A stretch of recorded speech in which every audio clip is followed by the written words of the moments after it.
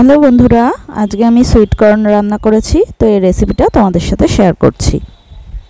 কর্নটা রান্না করার জন্য প্রথমে কর্নগুলোকে ভালো করে ছাড়িয়ে নিয়ে ধুয়ে নিয়েছি। তারপর কড়াই সরষের তেল দিলে তেলটা গরম হওয়ার পর ছোট ছোট টুকরো করে কেটে রাখা আলু আর গাজর দিয়ে হালকা করে ভেজে নেব। প্রয়োজন মতো নুন আর হলুদ দিয়ে আলু আর গাজরটাকে একটু ভেজে নিচ্ছি। হালকা ভাজা হয়ে গেলে টুকরো করে রাখা একটা মিডিয়াম সাইজের পেঁয়াজ দিয়ে দিলাম।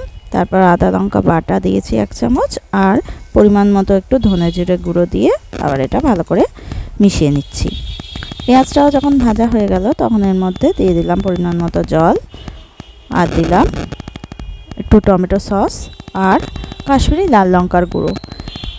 যখন এটা ভালো করে ফুটে উঠে আলু আর গাজরটা অর্ধেক সেদ্ধ হয়ে গেছে তখন আমি ধুয়ে রাখা কর্নগুলো এর মধ্যে দিয়ে দিলাম। তারপর ঢাকা দিয়ে এটা 3 থেকে 4 মিনিট একটু ফুটিয়ে নেব। ঢাকা দিয়ে ফোটাবার সময় আঁচটা একদম কমিয়ে রাখতে হবে।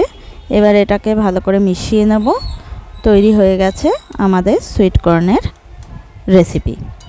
আমি সুইট কর্নটা এইভাবেই রান্না করেছি। রেসিপিটা তোমাদের ভালো লেগে থাকলে ভিডিওতে লাইক শেয়ার কমেন্ট অবশ্যই করে দিও। যারা যারা এখনও আমার চ্যানেলটা সাবস্ক্রাইব করেনি তারা চ্যানেলটা সাবস্ক্রাইব করে পাশের নোটিফিকেশন বেলটা অন করে নাও।